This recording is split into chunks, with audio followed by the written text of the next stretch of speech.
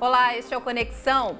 Vamos falar agora de um tema que interessa a todo mundo que precisa pagar uma conta de luz no fim do mês. As bandeiras tarifárias. Elas foram criadas há 2 anos para indicar se a energia está custando mais ou menos, de acordo com a geração de eletricidade do país. Aliás, de janeiro de 2015 a fevereiro de 2016, a bandeira ficou vermelha. De abril a outubro e em dezembro de 2016, ela ficou verde e deu um alívio aí aos consumidores. Em 2017, até começamos bem. Janeiro e fevereiro foram meses de bandeira verde, mas já estamos oscilando novamente entre amarela e vermelha. A Agência Nacional de Energia Elétrica, a ANEEL, divulgou que em julho já teremos bandeira amarela. Vamos entender um pouco mais sobre esse sistema com a diretora do Centro de Estudos em Regulação e Infraestrutura da Fundação Getúlio Vargas, a Joísa Dutra. Tudo bem, Joísa? Tudo bem, Eliane, como vai? Bem, esse sistema, ele traz quais garantias, para que tudo ocorra bem, para que a gente tenha aí uma questão sustentável e principalmente para a nossa economia? Qual é a função dele? Nós costumamos acreditar que as pessoas, na medida do possível, elas reagem ajustando o seu consumo em resposta à variação de preços. Ou seja, sempre existe alguma resposta na forma de uma redução de consumo a um aumento de preço. O que acontecia é que no setor elétrico, os reajustes das tarifas dos consumidores finais ocorriam apenas uma vez por ano. Então, quando ao longo deste período, ou seja, durante os intervalos de reajuste das tarifas de uma determinada concessionária que atende a um grupo de consumidores, aumentos que não tinham sido programados, que não estavam esperados, e que aumentos de consumo que geravam a necessidade de produzir através de usinas mais caras, produziam aumentos nas tarifas que não eram percebidos antes do próximo aniversário da concessionária. Então, 2012, a ANEEL, que é a Agência Nacional de Energia Elétrica, começou a estudar o tema. 2013, 2014, começou a fazer os primeiros testes sem cobrar. E como você reportou, a partir de 2015, ela começa a enviar sinais na forma de aumentos nas tarifas dos consumidores em resposta ao aumento nos custos de gerar energia elétrica necessária para atender esses consumidores. Mas você diria que o consumidor pode confiar nesse sistema?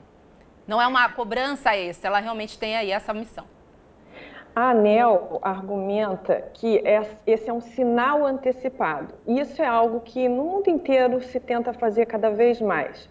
Mostrar para os consumidores tão rápido quanto possível quanto vai custar atender às suas necessidades de consumo.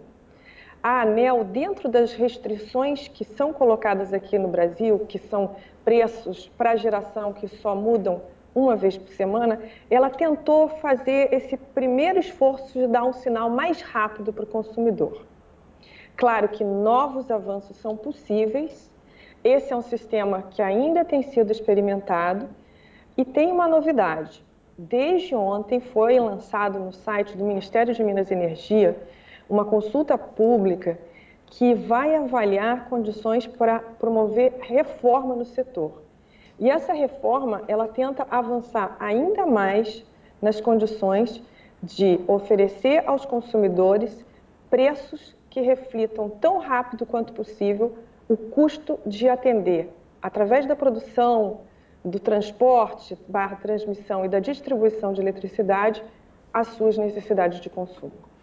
Vamos falar agora das cores das bandeiras, O que cada uma representa? O primeiro patamar é um patamar em que a programação da geração é mais ou menos aquela esperada e o custo da última usina térmica programada para gerar, para atender essa necessidade, é menor do que R$ 211,28. Então, ali não há acréscimo de tarifas. Agora, à medida que começam a aumentar esses custos de atender, conforme a gente observa pelo custo da última usina, que é chamada de despachar, o custo daquela mais cara, vão sendo acrescidos valores à conta do consumidor. E aí aparece a bandeira amarela, que dá R$ 1,50 para cada 100 kWh, ou R$ 15 por megawatt-hora. Num segundo momento, entra uma bandeira, quer dizer, que aí já é o terceiro, né? Segundo momento de aumento, entra uma bandeira vermelha, que dá R$ 30 por megawatt-hora. E depois, se o custo subir acima de R$ 610, aí então a bandeira vermelha no seu patamar mais alto, o seu segundo patamar, vai produzir um aumento de R$ 45 por megawatt-hora ou de 4,50 para cada 100 kWh. Tá. Você consegue explicar para a gente, né, de uma maneira resumida, o que costuma encarecer a energia elétrica para o consumidor?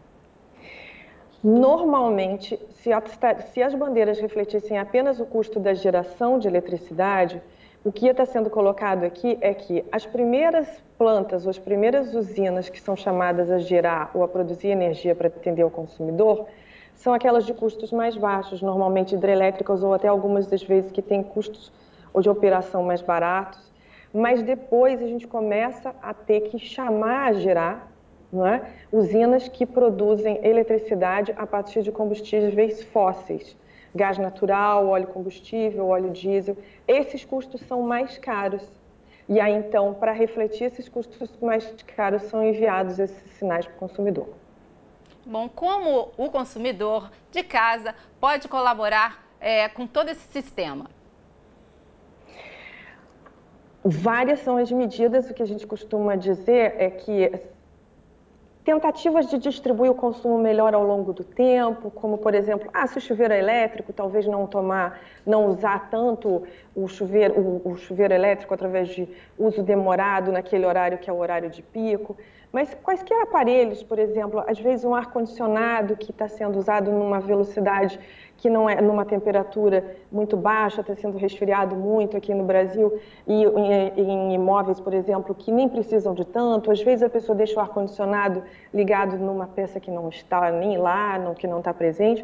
Então, ou por exemplo, a gente sabe que ferro de passar roupa, vários são dentro das casas das pessoas, tem vários consumos que a gente chama que são consumos que poderiam ser ajustados e que não iam prejudicar a qualidade de vida das pessoas e que iam gerar redução de custos. As pessoas fazem isso para basicamente tudo na sua vida. Elas chegam no supermercado e escolhem produtos, às vezes, que são mais baratos, né? Que na medida em que não se incomodarem tanto de fazer aquela troca de marca. Ou, pensa bem, por exemplo, trocam uma operadora de telefonia celular. Tem várias mudanças no consumo que geram benefícios, liberam o orçamento para gastar com outras coisas. Da mesma forma, a gente pode pensar em todos aqueles elementos que geram o consumo de eletricidade excessivo e que poderia ser reduzido, produzindo ganhos, gerando economia para o consumidor. É questão de educação, né? De se educar para isso também, com certeza. Essa educação a gente deve ter para tudo. Tá ótimo. Só rapidamente, eu acho que o poder público também deveria revisar, né, a nossa forma de produção de energia. Essa é uma discussão longa aí, né?